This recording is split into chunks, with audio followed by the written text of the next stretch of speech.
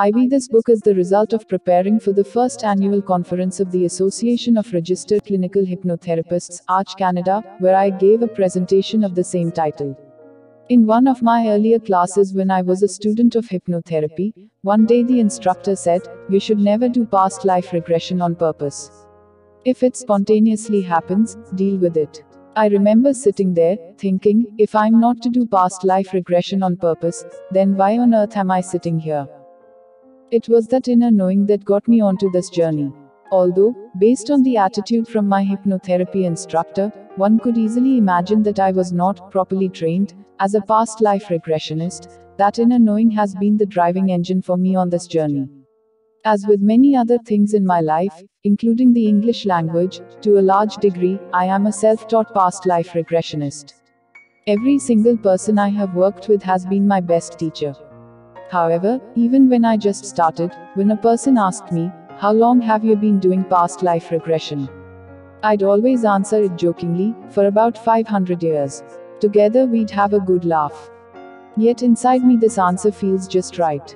I've had knowledge of myself, since childhood, that seems far beyond what living this lifetime can explain, including awareness of different roles, genders, eras. Doing past life regression excites me. It enables me to help others see a depth and height to themselves, rather than that linear, limited and judgment-based perspective that people have come to learn as me. A large part of this book is a manual for conducting effective past life regression sessions in a step-by-step manner. This book is full of scripts. You do not need to go through all the scripts in one session. But the scripts are there when you feel that you do need them in any particular situation. And, as with any script, all of those in this book are meant to be adapted to the individuals and circumstances you are working with. A good past life regressionist, as a good hypnotherapist, for that matter, is beyond any script, but like learning a language, unless we are born a native speaker of a language, the quickest way to learn a language is through grammar and with immersion. In practicing the excellence in being a past life regressionist, this book is like that grammar book. With practice, practice, and practice, eventually you will not need this book at all. Throughout this book, I use the term subconscious mind and unconscious mind interchangeably. I mostly prefer using unconscious mind, but in some cases the term subconscious mind may fit better. Within scripts, I use ellipses to indicate a pause when speaking. I had wished to have such a book as a stepping stone when I first started. And I have developed the materials, tested them, used them, and improved them throughout the years for myself. Now I present this book for other past life regressionists who may feel the same calling. Camilla Jange, April 2015, Vancouver, BC, Canada. Chapter 1: When and When Not to Do Past Life Regression Sessions. The first rule of thumb I use is, do past life regression when asked to. It's as simple as that. People ask for it for all sorts of reasons: spiritual growth, getting in touch with the depth of themselves, curiosity, physical symptoms or emotional problems, irrational fears and phobias, understanding relationships or talents, life purpose, etc. Sometimes, though, a person may present a problem and self-diagnose that the problem originated in a past life. Be cautious in this case. You can tell them that the problem may or may not have originated from a past life, but that together you can find out. Give them the option of starting by exploring a past life, which may possibly be the cause of their problem, or by focusing directly on the cause of their problem, which may also lead to a past life. Be clear with the person that their choice may influence what they get from the session. This way, client and therapist can make an informed decision together. You can suggest exploring past lives as a solution to problems when you have the sense that someone is open to that avenue and you have already explored other alternatives. I get the sense of a person's religious or spiritual beliefs from my client intake form, where there is one line asking for religion. A lot of people who I have worked with put spiritual on that line, or they simply leave it blank. At their first appointment, I'll briefly talk with them about their spiritual religious outlook, to get a sense if they are open to past life regression or not.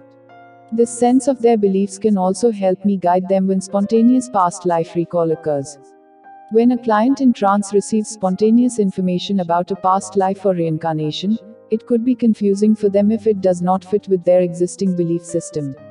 We can use specific language to address these clients, resolve charged energy, and release trauma by using the language of imagination rather than calling it a past life. One day, a middle-aged woman I'll call Sally came to see me. She worked in a casino as a dealer. She felt stuck. She had a sense that there was more that she could do and be, but she didn't know what it was. In order to have a sense of clarity and direction to move forward, she decided to have a hypnotherapy session. Sally acknowledged that she had always had a wonderful imagination. "Inside my mind I am still childlike," said Sally, and she seemed to like it that way.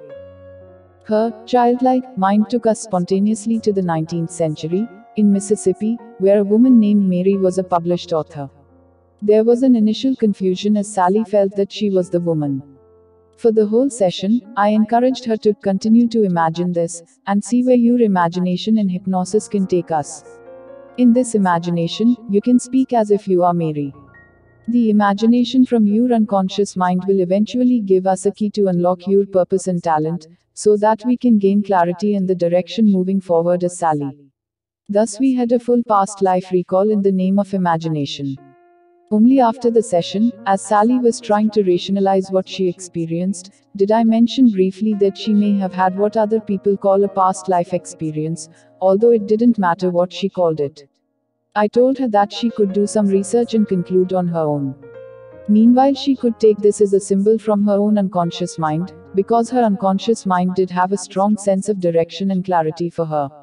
The experience felt real and made sense to Sally, as she always felt there was a book or two within her, waiting to be written. It was her mind that didn't believe she could write, even though writing had always made her feel good. After that one session, Sally understood that a gift was presented to her from her unconscious mind.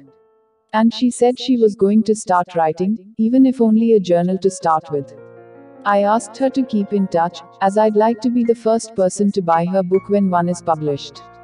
Thus, there are three main reasons to conduct past life regressions: when a client asks for it, when it may be helpful and a client is open for it, and when it spontaneously happens. It is not advised to conduct past life regressions in other circumstances. For the purpose of this book, we will focus on the first case, when a client asks for a past life regression, and we do it on purpose. Does a person need to believe in reincarnation to have a successful past life regression? No. A past life regression is an experience. What we believe is secondary to our experience. We do not need to believe in anything to have a certain experience of something. Not only my clients, but I also don't know if I believe in reincarnation. For me, reincarnation is just a word, an idea, a concept, a label. The definition of it may not fully describe the true reality. We as hypnotherapists can learn to facilitate certain experiences without buying into any particular beliefs. I feel that answering the question, "Do you believe in reincarnation?" is like answering the question, "Do you believe in sunsets?" On one hand, they both seem quite obvious to me. I have facilitated hundreds of past life regressions, and have seen many sunsets. On the other hand, we know that the sun never rises or sets for the earth. The illusion and the beauty of a sunset is real regardless of the fact that the earth is rotating on its axis rather than the sun rotating around the earth. Reincarnation is not technically a correct term, as time does not exist, everything is here and now, but it is real for the experience, just like the sunset. Soulmate, this is a part of Zindagi Ki Roshni consultancy. It has been established for those who have lost someone and for those who are very sad in their life. About 100 PDF books and 20 short audio books of this topic will be sent to those who join it. This data will be sent to their email or WhatsApp. If you want to join this organization, then please send WhatsApp message to this number.